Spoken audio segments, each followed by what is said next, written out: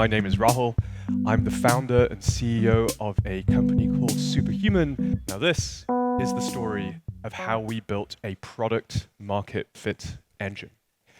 As we all know, product market fit is the number one reason why products succeed, and the lack of product market fit is the number one reason why products fail. But what really is product market fit? Well, Paul Graham, the founder of Y Combinator, would say product market fit is when you've made something that people want. Sam Altman, up until recently the president of Y Combinator, would say that product market fit is when your users love your product so much that they spontaneously tell other people to go and use it. But it is perhaps Mark Andreessen, arguably the most successful venture capitalist of all time, who has the most vivid and compelling definition. He says, you can almost always feel it when product market fit is not happening. Customers aren't quite getting value. Users aren't quite growing that fast. Word of mouth is not spreading fast enough. The press reviews are kind of blah. And the sales cycle is taking too damn long. But you can almost always feel it when product market fit is happening. Customers are buying as fast as you can add servers. You're hiring sales and support as fast as you can. Reporters are constantly calling you about your hot new thing. Investors are camping outside your house and money is piling up in your checking account. This is indeed a vivid and compelling definition, and one that I was staring at through tears in the summer of 2017. It seemed so subjective, so unactionable. What do you do if by this definition you don't have product market fit? Indeed, I began to wonder, can you measure product market fit?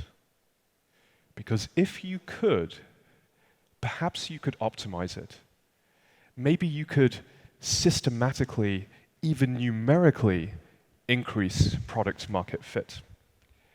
And as it turns out, the answer is yes. You can measure product market fit and you can optimize it, but before I share how, let's turn the clock back by 9 years.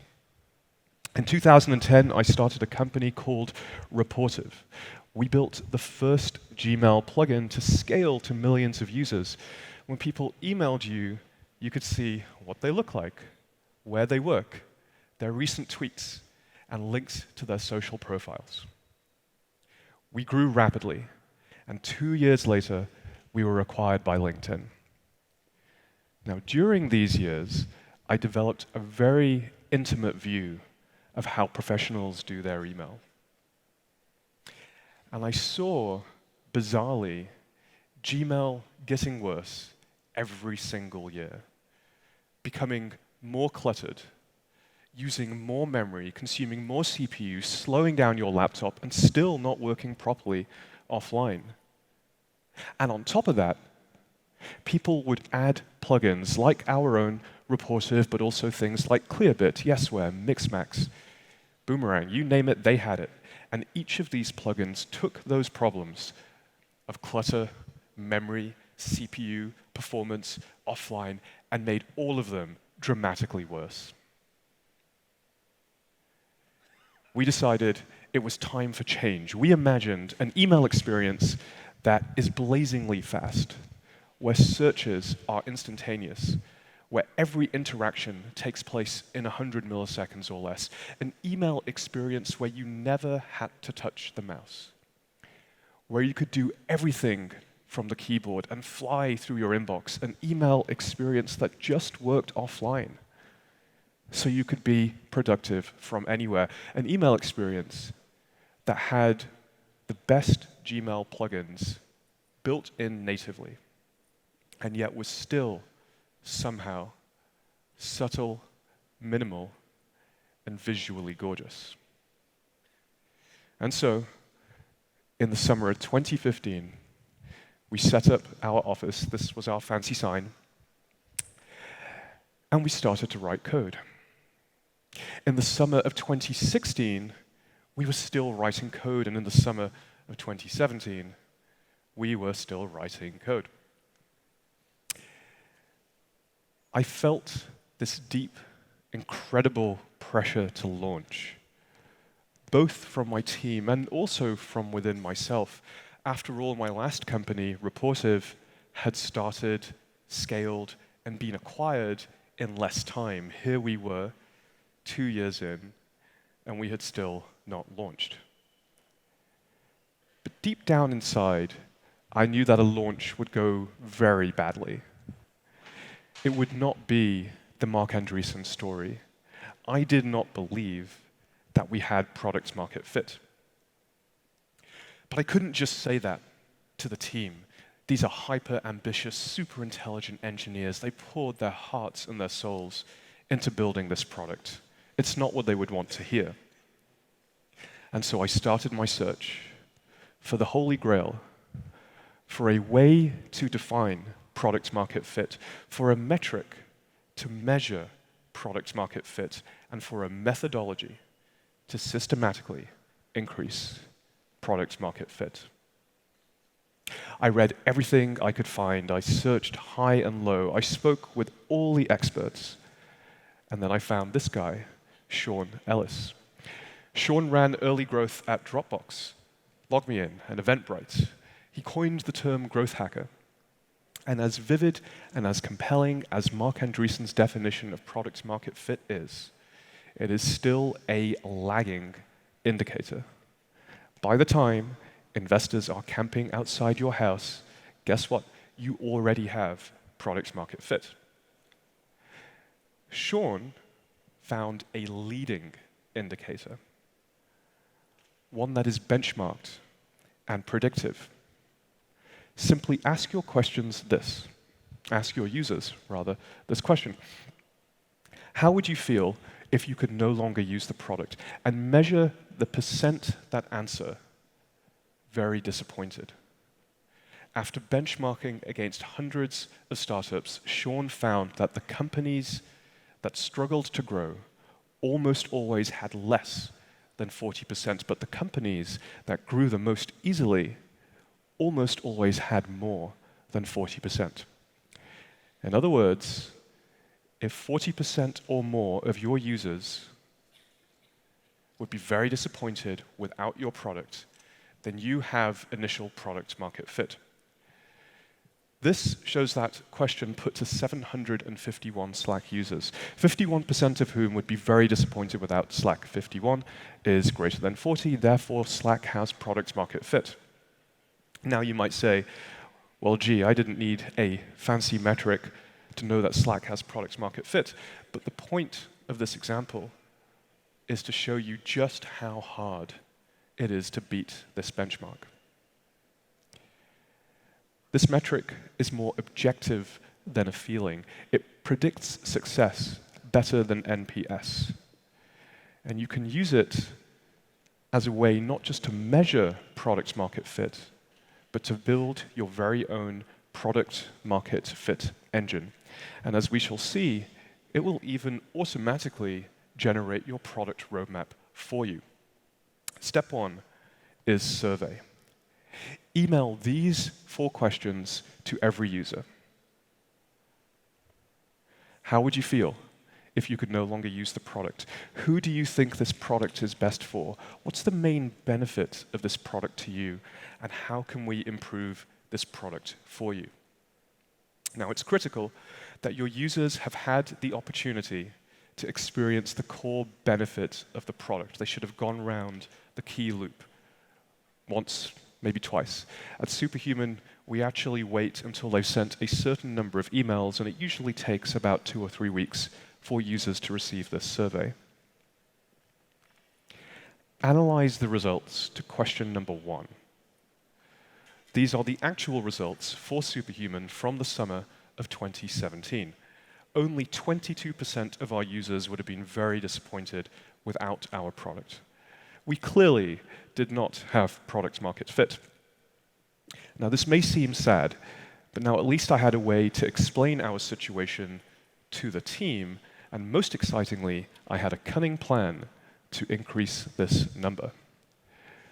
Which brings us to step 2 of the engine, segment. We want to understand who are the people who really love our product. I like to use the concept of the high expectation customer, which is a concept I found from Julie Supan. Julie ran early marketing at Dropbox, Airbnb, and many other great companies. The high expectation customer is the most discerning person in your target demographic.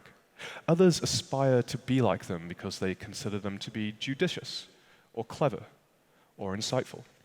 For example, the Dropbox HXC wants to simplify their life. They are technically savvy, they're trusting, ultimately they want to save time, and at the end of the day, they just want to know that someone has their back when it comes to protecting their life's work. I'm an example of the Dropbox HXC, and I imagine many of us here are also. The Airbnb HXC doesn't simply want to visit new places. They want to travel like they belong. They want to experience Paris as if they really live there. And Airbnb rose to its early success by catering to these tastemakers and influencers. So how do you create your own high expectation customer? Take the survey results, filter down to just those people who said they'd be very disappointed without your product, and look at their answers to question number 2. Who do you think this product is best for? This is a very powerful question because happy users will almost always answer it by describing themselves, but in the words that matter most to them. You can then take these words and use them to build a rich and detailed description of your high expectation customer. So meet Nicole. She is the Superhuman HXC. She's a hardworking professional. She deals with many people. She might be an executive, a founder, a manager. She works long hours and often into the weekend. She considers herself very busy, and she wishes she had more time. Now, she does feel she's productive, and she's self-aware enough to realize that she could be better. But she also feels like she doesn't have the time to figure out how to be better. She does a ton of email. She receives hundreds of emails a day. On a busy day, she might send as many as 80. And critically, most importantly, she considers it part of her job to be responsive. Because if she's not, she could block her team, damage her reputation, or miss opportunities. Now, she does aim to get to inbox 0, and she gets there at most 2 or 3 times a week. And, you know, every once in a while, she's going to have to declare inbox bankruptcy.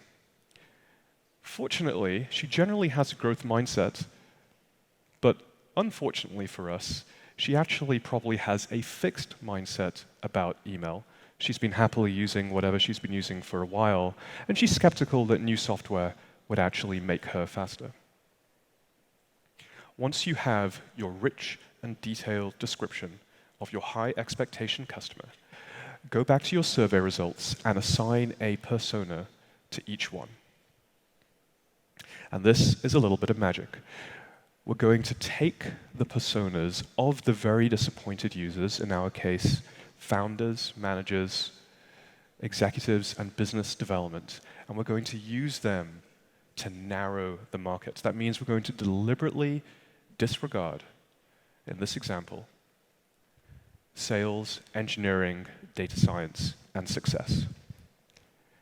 And with that, they go away, and our product market fit score immediately jumps 10% from 22 to 32.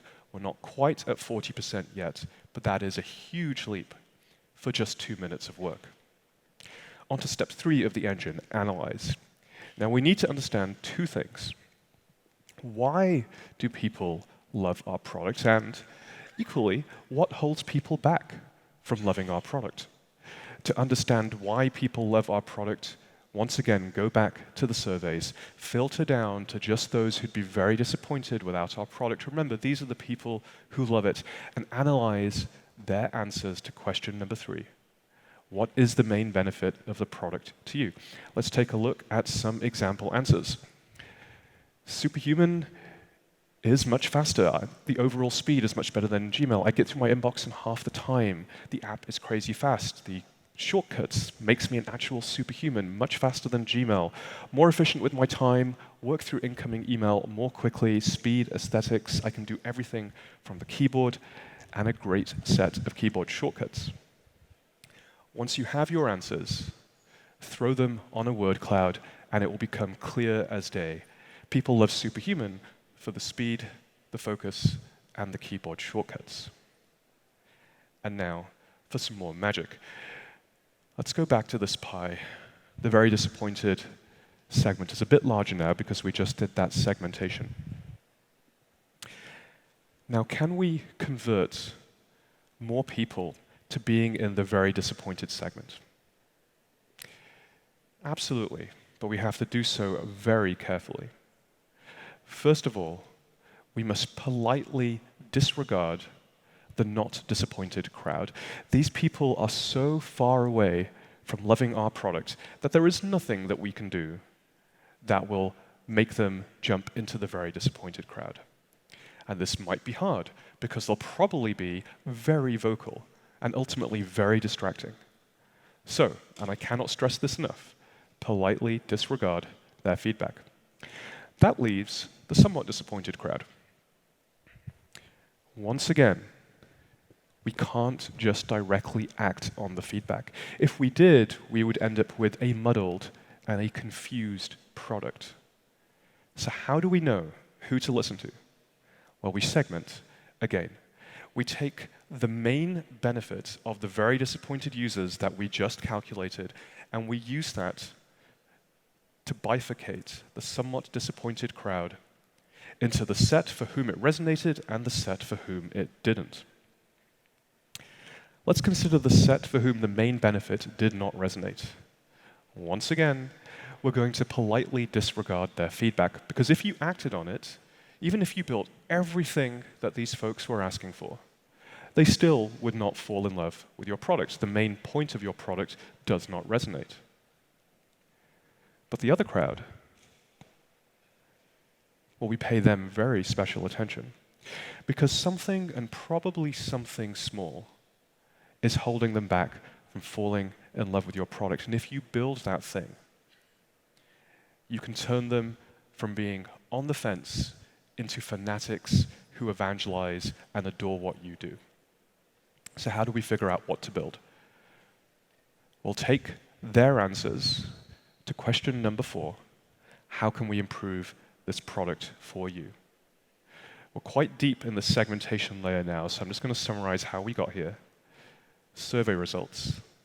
Filter down to the users who'd be very disappointed without your product. Remember, these are the folks who love it. Analyze their answers to question number 3, what is the main benefit of the product for you? Use that to segment the somewhat disappointed crowd, and then for the people for whom the main benefit resonated, analyze their answers to question number 4, how can we improve the product? You'll get some answers once again, throw it into a word cloud. Now, at the time when we ran this survey, we didn't have a mobile app. We have, of course, since fixed that, but beyond that, the insights become less obvious and more interesting. Integrations, attachment calendaring, better search, calendaring, and so on into the long tail. To increase your product market fit score, all you need to do is build these things. And that brings us onto step 4 of the engine, which is implement. We now understand why people love our product, and equally we understand why people don't love our product. This is where the engine automatically generates our roadmap for us. We should spend half our time doubling down on what people love. For Superhuman, that would be more speed, more keyboard shortcuts, more focus, more aesthetics. And just as importantly, half our time systematically overcoming the objections of the somewhat disappointed crowd for whom the main benefit resonated. Now, why, you might ask, would we do both of these things? Isn't this inherently split focus? And the answer is yes, but it's so important. If, for example, we only doubled down on what people love, as vision-driven teams are wont to do, then we will never increase the percentage of people who love our product. If, on the other hand, we only systematically overcome objections, as data-driven teams tend to do, then at some point a competitor will come along and double down on love better than we do and steal market share. It's critically important that we do both of these things. So like I said, this is our new roadmap. It automatically writes itself. And that brings us onto the fifth, last, and final stage of the product market fit engine, and that is track. This framework will work, but there are no silver bullets. And that means that as you're doubling down on love, and as you're systematically overcoming objections, we need to be constantly surveying new users as a continuous process over time. Do not consider this as a one-time or a batch thing. This should be built into the DNA of how we evolve our product. I recommend tracking the product market fit score every week, month, quarter, with increasingly coarse aggregation. Let's take a look at Superhuman. In the summer of 2017, after our segmentation exercise, the product market fit score was 33%. After another quarter, it was 47%. The next quarter, it was 56%, and the quarter after that, it was 58%. 58%, and it has remained at this point since then. 58% of our users would be very disappointed without Superhuman. The product market fit engine really does work because it gives you a way to define product market fit. It gives you a metric to measure product market fit. It gives you a methodology to systematically increase product market fit, and it will even write your roadmap for you, fusing vision and data. I really hope that some of us here take this home and try this out in our own companies. If you do, please let me know, because I'd love to help in any way that I can. And with that, thank you.